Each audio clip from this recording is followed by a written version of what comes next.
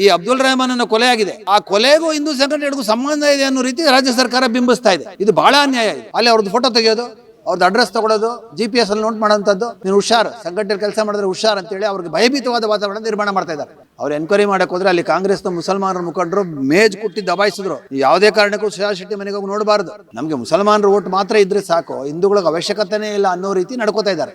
ಉಡುಪಿ ಹಾಗೂ ದಕ್ಷಿಣ ಕನ್ನಡ ಜಿಲ್ಲೆಯ ಹಿಂದೂ ಕಾರ್ಯಕರ್ತರ ಮೇಲೆ ಪೊಲೀಸರು ದಬ್ಬಾಳಿಕೆ ನಡೆಸಿರುವಂಥದ್ದು, ಹಾಗೆ ಸುಳ್ಳು ಕೇಸನ್ನ ಹಾಕ್ತಿದ್ದಾರೆ ಅನ್ನುವಂತಹ ನಿಟ್ಟಿನಲ್ಲಿ ವಿಶ್ವ ಹಿಂದೂ ಪರಿಷತ್ ಬಜರಂಗ ದಳ ಕಾರ್ಯಕರ್ತರು ವ್ಯಾಪಕ ಆಕ್ರೋಶವನ್ನು ವ್ಯಕ್ತಪಡಿಸಿರುವಂಥದ್ದು. ಈ ಬಗ್ಗೆ ಇವತ್ತು ಬೆಂಗಳೂರಿನ ಪ್ರೆಸ್ ಕ್ಲಬ್ನಲ್ಲಿ ಪತ್ರಿಕಾಗೋಷ್ಠಿಯನ್ನು ನಡೆಸಿ ಆಕ್ರೋಶವನ್ನು ವ್ಯಕ್ತಪಡಿಸಿದ್ರು. ಈ ಬಗ್ಗೆ ಮಾತನಾಡಲಿಕ್ಕೆ ನನ್ನೊಂದಿಗೆ ವಿಶ್ವ ಹಿಂದೂ ಪರಿಷತ್ನ ಮುಖಂಡರಿದ್ದಾರೆ, ಅವ್ರನ್ನ ನಾನು ಮಾತಾಡಿಸ್ತಾ ಹೋಗ್ತಿದ್ದೀನಿ. ಸರ್, ಏನಿದು ಪೊಲೀಸರು ನಿಮ್ಮ ಮೇಲೆ ದಬ್ಬಾಳಿಕೆ ಮಾಡ್ತೀರ ಅನ್ನೋ ಆರೋಪವನ್ನು ಮಾಡ್ತಿದ್ರೆ ಏನಾಗಿದೆ ಅನ್ನುವಂಥದ್ದು ಘಟನೆ ಅಂತ? ಮಂಗಳೂರಿನಲ್ಲಿ ಸುಹಾಸ್ ಶೆಟ್ಟಿ ಅನ್ನುವ ನಮ್ಮ ಕಾರ್ಯಕರ್ತರ ಒಂದು ಕೊಲೆ ಆಯಿತು, ನಮ್ಗೆ ಗೊತ್ತಿದೆ. ಆ ಕೊಲೆ ಆದಮೇಲೆ ಅದರ ಒಂದು ಎನ್ಕ್ವೈರಿ ಏನಿದೆ ಅದನ್ನು ಯಾವುದೂ ಸರಿಯಾಗಿ ಮಾಡ್ತಾ ಇಲ್ಲ ರಾಜ್ಯ ಸರ್ಕಾರ. ಅದನ್ನು NIAಗೆ ಕೊಡಬೇಕು, ನೀವು NIA ಪ್ರಕಾರ ಅದನ್ನು ನೀವು ಮಾಡಬೇಕು, ಎನ್ಕ್ವೈರಿ ಅದು ಸರಿಯಾಗಿ ಗೊತ್ತಾಗಬೇಕು, ಹತ್ಯೆ ಯಾರು ಮಾಡಿದ್ದಾರೆ ಅವ್ರು ಹೊರಗೆ ಬರಬೇಕಂತೇಳಿ ನಾವು ಭಾಳ ಆಗ್ರಹಪೂರ್ವಕವಾಗಿ ಹೋರಾಟವನ್ನು ಮಾಡ್ತಾಯಿದ್ದೀವಿ. ಇಲ್ಲಿಯವರೆಗೆ NIAಗೂ ಕೊಟ್ಟಿಲ್ಲ, ಅದರ ಬಗ್ಗೆ ಎನ್ಕ್ವೈರಿನೂ ಮಾಡ್ತಾಯಿಲ್ಲ. ಈ ಘಟನೆ ಆದಮೇಲೆ ನಮ್ಮ ಒಂದು ದೊಡ್ಡ ಪ್ರತಿಭಟನೆಯನ್ನು ನಾವು ಮಂಗಳೂರಿನಲ್ಲಿ ಮಾಡಿದ್ವಿ. ಇದನ್ನು NIA ಕೊಡಬೇಕು, ಇದನ್ನು ಒಂದು ಸರಿಯಾದ ಎನ್ಕ್ವೈರಿ ಆಗಬೇಕು ಅಂಥೇಳಿ. ಆ ಪ್ರತಿಭಟನೆ ಸಾವಿರಾರು ಜನ ಸ್ವಂತ ಹಿಂದೂಗಳು ತಮ್ಮ ಸ್ವಂತ ಇಚ್ಛೆಯಿಂದ ಬಂದಿದ್ದರು. ಮಳೆ ಬರ್ತಾಯಿತ್ತು, ಬಜ್ಪೆ ಚಲೋ ಅಂತೇಳಿ ದೊಡ್ಡ ಕರೆ ಕೊಟ್ಟಿದ್ವಿ. ಆ ಒಂದು ಕಾರ್ಯಕ್ರಮ ಆದಮೇಲೆ ನಮ್ಮ ಕಾರ್ಯಕರ್ತರು ಯಾರಲ್ಲಿ ಭಾಷಣವನ್ನು ಮಾಡಿದ್ದಾರೆ, ಯಾರು ಇದನ್ನು NIA ಕೊಡಬೇಕಂತ ಆಗ್ರಹ ಮಾಡಿದ್ದಾರೆ, ನ್ಯಾಯವನ್ನು ಕೇಳಿದ್ದಾರೆ, ಪ್ರಜಾಪ್ರಭುತ್ವವಾದ ಒಂದು ನೆಲೆಯಲ್ಲಿ ನಾವು ಪ್ರತಿಭಟನೆ ಮಾಡೋಕ್ಕೆ ನಮ್ಗೆ ಹಕ್ಕಿದೆ ಅಂತ ಯಾರ್ಯಾರು ನಾಯಕರಿದ್ದಾರೆ ಅವ್ರ ಮೇಲೆಲ್ಲ ಕೇಸುಗಳು ಹಾಕಿರತಕ್ಕಂಥದ್ದು ನಾವು ಮೊದಲನೆಯಾಗಿ ನಾವು ನೋಡಿದ್ದೇವೆ. ಅವ್ರನ್ನೆಲ್ಲ ಅರೆಸ್ಟ್ ಮಾಡ್ತಕ್ಕಂಥದ್ದು ಇದು ಒಂದು ಪ್ರಕ್ರಿಯೆ ಆಯಿತು. ಎರಡನೇದು ಅಬ್ದುಲ್ ರೆಹಮಾನ್ ಅಂತಕ್ಕಂಥ ಒಬ್ಬ ವ್ಯಕ್ತಿಯ, ಮುಸಲ್ಮಾನ ವ್ಯಕ್ತಿಯ ಒಂದು ಕೊಲೆ ಆಯಿತು ಇತ್ತೀಚೆಗೆ, ಒಂದು ವಾರ ಮುಂಚೆ, ಆ ಬಜ್ಪೆ ಪ್ರತಿಭಟನೆ ಆದ ನಂತರ. ಆ ವ್ಯಕ್ತಿಗೂ ಹಿಂದೂ ಸಂಘಟನೆಗಳಿಗೂ ಯಾವುದೂ ಸಂಬಂಧ ಇಲ್ಲ. ಅಬ್ದುಲ್ ರೆಹಮಾನ್ ಅವರ ಕೊಲೆ ಆಗಿರ್ತಕ್ಕಂಥದ್ದು ವೈಯಕ್ತಿಕವಾದಂಥ ಯಾವುದೋ ಒಂದು ವಿಚಾರಗಳಲ್ಲಿ ಅಲ್ಲಿರ್ತಕ್ಕಂಥ ಒಂದು ಸಮಸ್ಯೆಯಿಂದ ಕೊಲೆ ಆಗಿರ್ತಕ್ಕಂಥದ್ದು. ಆದರೆ ಆ ವ್ಯಕ್ತಿ ಕೊಲೆ ಆದ ತಕ್ಷಣವೇ ಅವ್ರದ್ದೊಂದು ಶವಯಾತ್ರೆಯನ್ನು ಮಾಡಿದ್ರು ಮಂಗಳೂರಲ್ಲಿ, ನಾವು ನೋಡಿದ್ದೀವಿ 2-3 ತಾಲೂಕುಗಳಿಗೆ. ಆ ಮೆರವಣಿಗೆ ಮಾಡುವಾಗ ಅಲ್ಲಿ ಕಲ್ಲುಗಳು ಹೊಡೆದ್ರು, ಹಿಂದೂ ಹಣ್ಣುಗಳು ಮುಚ್ಚಿದ್ರು, ಬೆಂಕಿ ಹಚ್ಚಿದ್ರು, ಹಿಂದೂ ಸಮಾಜಗಳವರಿಗೆ ತೊಂದರೆ ಕೊಟ್ಟರು. ಇಷ್ಟೆಲ್ಲ ಮಾಡಿದ್ರೆ ಅವ್ರ ಮೇಲೆ ಏನೂ ಆ್ಯಕ್ಷನ್ ತೊಗೊಳ್ಳಿಲ್ಲ. ಯಾರೋ ಕಲ್ಲು ಹೊಡೆದಿದ್ದಾರೆ, ಯಾರೋ ಆ ಶವಯಾತ್ರೆಯಲ್ಲಿ ಬೆಂಕಿ ಹಚ್ಚಿದ್ದಾರೆ, ಯಾರು ಶವಯಾತ್ರೆ ಹೋಗಲಿಕ್ಕೆ ಜಾಗ ಬಿಡಬೇಕಂತೇಳಿ ದಾಂಧಲೆ ಮಾಡಿದ್ರು, ಅವ್ರ ಬಗ್ಗೆ ಯಾವುದೇ ಒಂದು ಕ್ರಮವನ್ನು ತೊಗೊಂಡಿಲ್ಲ. ಆದರೆ ಯಾರು ಈ ಅಬ್ದುಲ್ ರೆಹಮಾನ್ ಕೊಲೆ ಆಗಿದೆ, ಆ ಕೊಲೆಗೂ ಹಿಂದೂ ಸಂಘಟನೆಗಳಿಗೂ ಸಂಬಂಧ ಇದೆ ಅನ್ನೋ ರೀತಿ ರಾಜ್ಯ ಸರ್ಕಾರ ಬಿಂಬಿಸ್ತಾ ಇದೆ. ಇದು ಭಾಳ ಅನ್ಯಾಯ. ಇದು ಯಾಕೆ ಅಂತ ಹೇಳಿದ್ರೆ, ಅಬ್ದುಲ್ ರೆಹಮಾನ್ ಕೊಲೆ ಆದಮೇಲೆ ಹಿಂದೂ ಸಂಘಟನೆಗೆ ಸಂಬಂಧನೇ ಇಲ್ಲ. ಸುಮಾರು 21 ಹಿಂದೂ ನಾಯಕರನ್ನ ಗಡೀಪಾರು ಮಾಡಿದ್ದಾರೆ, ದೊಡ್ಡ ದೊಡ್ಡ ನಾಯಕರನ್ನು. ಅವರು ಗಡೀಪಾರ ಅವಶ್ಯಕತೆ ಏನಿದೆ, ಬೇರೆ ಬೇರೆ ತಾಲೂಕುಗಳಲ್ಲಿ ಇರ್ತಕ್ಕಂಥವ್ರು, ಬೇರೆ ಬೇರೆ ಗ್ರಾಮಗಳಲ್ಲಿ ಇರ್ತಕ್ಕಂಥವ್ರು. ಯಾವ ಅವಧಿಯಲ್ಲಿ ಗಡೀಪಾರು ಮಾಡಿದ್ದಾರೆ ಹಿಂದೂ ಕಾರ್ಯಕರ್ತರು ಅಂತೇಳಿ ಹೇಳ್ತೀರಾ ಸರ್? ನೆನ್ನೆ ಅಲ್ಲ ಮೊನ್ನೆ 21 ಹಿಂದೂ ದೊಡ್ಡ ದೊಡ್ಡ ನಾಯಕರನ್ನ ಗಡೀಪಾರು ಮಾಡಿದ್ದಾರೆ.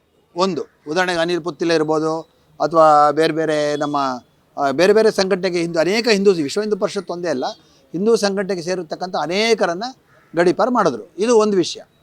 ಎರಡನೇದು, ಸುಮಾರು ಒಂದು 3-4 ದಿವಸದಿಂದ ಇಡೀ ದಕ್ಷಿಣ ಕನ್ನಡ ಜಿಲ್ಲೆ ಮತ್ತು ಮಂಗಳೂರು ಜಿಲ್ಲೆ, ಉಡುಪಿ ಜಿಲ್ಲೆಯಲ್ಲಿ ಗ್ರಾಮಗಳಲ್ಲಿ ಪೊಲೀಸ್ ಠಾಣೆಗಳಿಂದ ಮನೆಗಳಿಗೆ ಹೋಗ್ತಕ್ಕಂಥದ್ದು ಪೊಲೀಸರು. ನಮ್ಮ ಸಣ್ಣ ಸಣ್ಣ ಕಾರ್ಯಕರ್ತರು ಅವ್ರು ಕೆಲಸ ಮಾಡ್ತಾ ಇರ್ತಾರೆ, ಒಂದು ಸತ್ಸಂಗ ನಡೆಸ್ತಾ ಇರ್ತಾರೆ, ಶ್ಲೋಕ ಹೇಳ್ತಾ ಇರ್ತಾರೆ, ಬಾಲ ಸಂಸ್ಕಾರ ಕೇಂದ್ರ ನಡೆಸ್ತಾರೆ, ಮಕ್ಕಳಿಗೆ ಧಾರ್ಮಿಕ ಶಿಕ್ಷಣ ಕೊಡ್ತಾ ಇರ್ತಾರೆ. ಇಂಥ ಕಾರ್ಯಕರ್ತರ ಮನೆಗೆ ಹೋಗಿ ಅಲ್ಲಿ ಅವ್ರದ್ದು ಫೋಟೋ ತೆಗೆಯೋದು, ಅವ್ರದ್ದು ಅಡ್ರೆಸ್ ತೊಗೊಳ್ಳೋದು, GPS ಅಲ್ಲಿ ನೋಟ್ ಮಾಡೋಂಥದ್ದು, ನೀನು ಹುಷಾರ್, ಸಂಘಟನೆ ಕೆಲಸ ಮಾಡಿದ್ರೆ ಹುಷಾರ್ ಅಂತೇಳಿ ಅವ್ರಿಗೆ ಭಯಭೀತವಾದ ವಾತಾವರಣ ನಿರ್ಮಾಣ ಮಾಡ್ತಾ ಇದ್ದಾರೆ. ಯಾರು? ಪೊಲೀಸ್ನವರು. ಪ್ರತಿ ಪೊಲೀಸ್ ಸ್ಟೇಷನಿಂದ ಆ ಊರಿನಲ್ಲಿ ಇರ್ತಕ್ಕಂಥ ಹಿಂದೂ ಕಾರ್ಯಕರ್ತರಿಗೆ ಹಿಂಸೆ ಕೊಡ್ತಾ ಇದ್ದಾರೆ. ಇದರ ಹಿಂದಿನ ಉದ್ದೇಶ ಏನು ಅಂತೇಳಿ ಹೇಳ್ತೀರಾ? ಅಂದರೆ ಹಿಂದೂ ಕಾರ್ಯಕರ್ತರನ್ನ ಟಾರ್ಗೆಟ್ ಮಾಡ್ತಾ ಇದ್ದಾರೆ ಅಂತೆಲ್ಲ ಹೇಳ್ತಿದ್ರಿ, ಅಂದರೆ ಸರ್ಕಾರ ಒನ್ ಸೈಡ್ ಆ್ಯಕ್ಷನ್ ಅಂತ ಮಾಡ್ತಾ ಇದ್ದಾರೆ ಅಂತಲೇ ಕೇಳಿದ್ರಿ. ಏನು ಇದ್ರ ಹಿಂದಿನ ಉದ್ದೇಶ ಏನಿರ್ಬೋದು ಅಂತ ಹೇಳ್ತೀರಾ? ಇವಾಗ ಮುಸಲ್ಮಾನರದ್ದು ಕೊಲೆ ಆದರೆ ಹಿಂದೂ ಸಂಘಟನೆಗಳ ಸಂಬಂಧ ಇದೆ ಅಂತೇಳಿ ನಮ್ಮ ಕಾರ್ಯಕರ್ತರನ್ನ ಟಾರ್ಗೆಟ್ ಮಾಡ್ತಾ ಇದ್ದಾರೆ. ಹಿಂದೂ ಕಾರ್ಯಕರ್ತರ ಕೊಲೆ ಆದರೆ ಅದನ್ನು ಎನ್ಕ್ವೈರಿ ಮಾಡ್ತಾ ಇಲ್ಲ, NIA ಕೊಡ್ತಾ ಇಲ್ಲ, ಅದನ್ನು ತಿಪ್ಪೆಗೆ ಬಿಸಾಕ್ತಾ ಇದ್ದಾರೆ. ಅದನ್ನು ಏನೂ ಮುಂದೆ ಬರೀತಾ ಇಲ್ಲ. ಸುಹಾಸ್ ಶೆಟ್ಟಿ ಕೊಲೆಯಲ್ಲಿ ಏನೂ ಮುಂದೆ ಬಂದಿಲ್ಲ, ಕಾನೂನು ಏನಾಯಿತು ಅನ್ನೋದೇ ಗೊತ್ತಾಗ್ತಾ ಇಲ್ಲ ಜನಕ್ಕೆ. ಜನ ಮರ್ತೋಗೋ ರೀತಿ ಮಾಡ್ತಾಯಿದ್ದಾರೆ. ಈಗ ಅಬ್ದುಲ್ ರೆಹಮಾನ್ ಅಂತಕ್ಕಂಥ ವ್ಯಕ್ತಿಗೂ ಹಿಂದೂ ಸಂಘಟನೆ ಯಾವುದಕ್ಕೂ ಸಂಬಂಧನೇ ಇಲ್ದಿರೋವಾಗ ಸಾಮಾನ್ಯ ಹಿಂದೂ ಸಂಘಟನೆಗಳನ್ನ ಹತ್ತಿಕ್ಕಬೇಕು. ಈ ಸಮಾಜದಲ್ಲಿ ಮುಸಲ್ಮಾನರದ್ದು ವೋಟ್ ಬ್ಯಾಂಕ್ ಇದೆ, ಅವ್ರು ಓಟ್ ಕೊಡ್ತಾರೆ, ಅವ್ರನ್ನ ಓಲೈಸೋದು ನಾವು ಸಿದ್ದರಾಮಯ್ಯ ಸರ್ಕಾರದವರು ಮುಸ್ಲಿಮರನ್ನ ಓಲೈಸ್ತಕ್ಕಂಥದ್ದು ನಾವು ನೋಡ್ತಾನೇ ಇದ್ದೀವಿ. ಮೊನ್ನೆ ಸುಹಾಸ್ ಶೆಟ್ಟಿ ಕೊಲೆ ಆದಾಗ ಎನ್ಕ್ವೈರಿ ಮಾಡೋಕ್ಕೆ ಹೋದಂಥ ಯಾರೋ ಪರಮೇಶ್ವರ್ ಇದ್ದಾರೆ, ಅವ್ರು ಎನ್ಕ್ವೈರಿ ಮಾಡೋಕ್ಕೆ ಹೋದರೆ ಅಲ್ಲಿ ಕಾಂಗ್ರೆಸ್ನ ಮುಸಲ್ಮಾನರ ಮುಖಂಡರು ಮೇಜ್ ಕುಟ್ಟಿ ದಬಾಯಿಸಿದ್ರು. ಯಾವುದೇ ಕಾರಣಕ್ಕೂ ಸುಹಾಸ್ ಶೆಟ್ಟಿ ಮನೆಗೆ ಹೋಗಿ ನೋಡಬಾರ್ದು, ಅವ್ರ ಮುಖ ನೋಡಬಾರ್ದು, ಅವ್ರಿಗೆ ನೀವು ಸಾಂತ್ವನ ಹೇಳ್ಬಾರ್ದು, ಹೇಳಿದ್ರೆ ನಾವೆಲ್ಲ ರಿಸೈನ್ ಮಾಡ್ತೀವಿ ಸಾಮೂಹಿಕವಾಗಿ ಅಂತ. ಈಗ ಅಬ್ದುಲ್ ರೆಹಮಾನ್ ಕೊಲೆ ಆದಮೇಲೆ ತಿರ್ಗಾ ಹೇಳ್ತಾ ಇದ್ದಾರೆ ಕಾಂಗ್ರೆಸ್ ಮುಸಲ್ಮಾನ್ ಮುಖಂಡರು, ನಾವೆಲ್ಲ ರಿಸೈನ್ ಮಾಡ್ತೀವಿ, ನಾವು ಯಾರು ನಿಮ್ಗೆ ಓಟ್ ಹಾಕೋದಿಲ್ಲ ಅಂತ. ಅಂದರೆ ಇವರು ಹಿಂದೂ ಮುಸ್ಲಿಂ ಎಲ್ಲರ ಓಟಲ್ಲೂ ಗೆದ್ದು ನಮಗೆ ಮುಸಲ್ಮಾನರ ಓಟ್ ಮಾತ್ರ ಇದ್ದರೆ ಸಾಕು, ಹಿಂದೂಗಳಿಗೆ ಅವಶ್ಯಕತೆನೇ ಇಲ್ಲ ಅನ್ನೋ ರೀತಿ ನಡ್ಕೋತಾ ಇದ್ದಾರೆ. ಹಿಂದೂ ಸಮಾಜನ ಜಾತಿಯಲ್ಲಿ ಹೊಡಿತಾರೆ, ಮುಸಲ್ಮಾನರ ಓಟ್ ನಮಗೆ ಫುಲ್ ಬರುತ್ತೆ ಅಂತೇಳಿ. ಇದು ಕಾಂಗ್ರೆಸ್ಸಿನ ಸಂಸ್ಕೃತಿ. ಬ್ಲ್ಯಾಕ್ ಮೇಲ್ ತಂತ್ರನ ಇದು ಹೇಗೆ ಅಂತ ಏನು ಹೇಳ್ತೀರಾ ನೀವು? ಅದೇ ಹಿಂದೂ ಸಂಘಟನೆಗಳನ್ನು ಬಡದು ಬಿಟ್ಟರೆ ಹಿಂದೂಗಳು ತೆಪ್ಪಗಾಗ್ಬಿಡ್ತಾರೆ, ಸಂಘಟನೆಗಳು ಮಲಕೊಂಡ್ಬಿಡುತ್ತೆ, ಅವಾಗ ನಾವು ಏನು ಬೇಕಾದ್ರೂ ಆಟ ಆಡ್ಕೋಬೋದು. ರಾಜಕೀಯ ವಿಶ್ವ ಹಿಂದೂ ಪರಿಷತ್ ಇದನ್ನು ಯಾವ ರೀತಿಯಾಗಿ ಖಂಡಿಸುತ್ತೆ? ಮುಂದಿನ ದಿನಗಳಲ್ಲಿ ಹೋರಾಟಗಳನ್ನು ಮಾಡುವಂಥ ಆಲೋಚನೆ ಮಾಡಿದ್ಯಾ?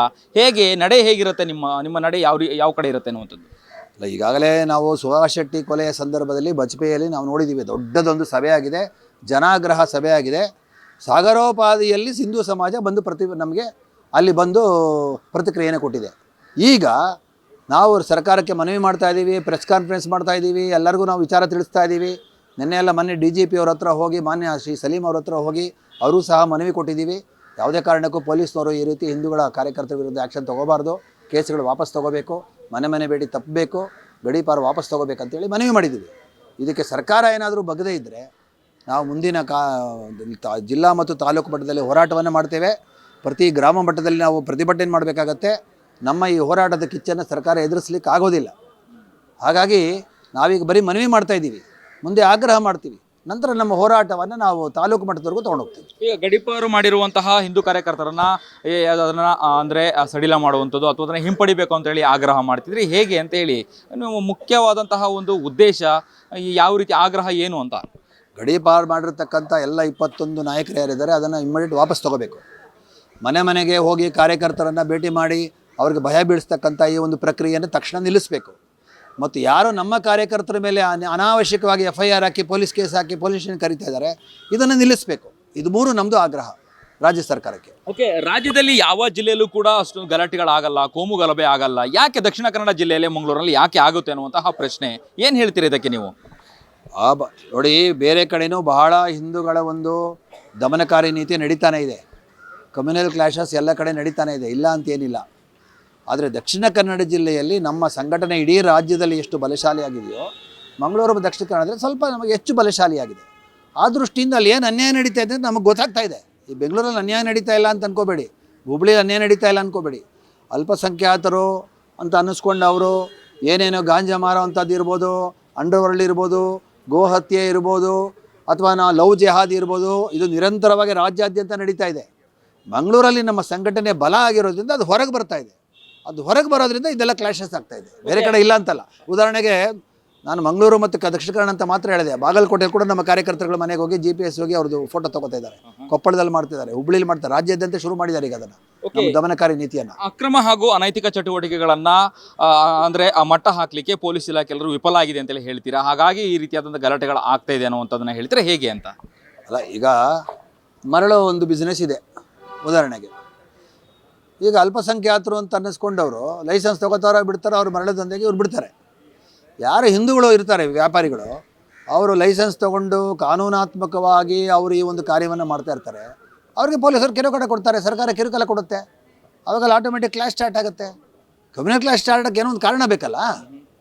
ನೀವು ಹಿಂದೂ ಆಗಲಿ ಮುಸಲ್ಮಾನ್ಲಾಗಲಿ ಕಾನೂನನ್ನು ಸಮಾನವಾಗಿ ಪಾಲಿಸಿ, ಆವಾಗ ನಿಮ್ಗೆ ಹಿಂದೂ ಮುಸ್ಲಿಂ ಗಲಾಟೆ ಬರೋದೇ ಇಲ್ಲ.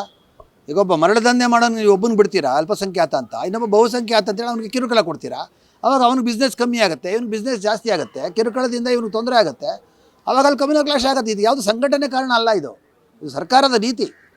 ನಿಮಗೆ ಶಾಂತಿ ಬೇಕಲ್ವಾ, ಹಿಂದೂ ಮುಸಲ್ಮಾನರು ಶಾಂತಿ ಬೇಕು, ಇಬ್ಬರು ಸಮಾನವಾಗಿ ನೋಡಿಬಿಡಿ, ಸರಿ ಸಮಾನವಾಗಿ ಪರಿಪಾಲನೆ ಮಾಡಿ, ಎಲ್ರಿಗೂ ಒಂದೇ ಕಾನೂನು ಮಾಡಿ. ಯಾಕೆ ನೀವು ತುಷ್ಟೀಕರಣ ಮಾಡ್ತೀರಾ? ತುಷ್ಟೀಕರಣ ಬಿಟ್ಬಿಟ್ರೆ ಎಲ್ಲ ಆಟೋಮೆಟಿಕ್ ಸರಿ ಆಗುತ್ತೆ ಅಷ್ಟೇ. ಓಕೆ, ಏನು ಹೇಳ್ತೀರಾ ಸರ್ ಕೊನೆಯದಾಗಿ ಸರ್ಕಾರಕ್ಕೆ ಮತ್ತು ಸಚಿವ ಡಾಕ್ಟರ್ G. ಪರಮೇಶ್ವರ್ ಅವರಿಗೆ ಈ ಮೂಲಕ ನೀವು ಏನು ಹೇಳಲಿಕ್ಕೆ ಬಯಸ್ತೀರಾ? ನ್ಯಾಯಯುತವಾಗಿ ಹಿಂದೂ ಮುಸ್ಲಿಂ ಅನ್ನೋ ಭೇದ ಇಲ್ದಿರ ನ್ಯಾಯವನ್ನು ಕೊಡಿ.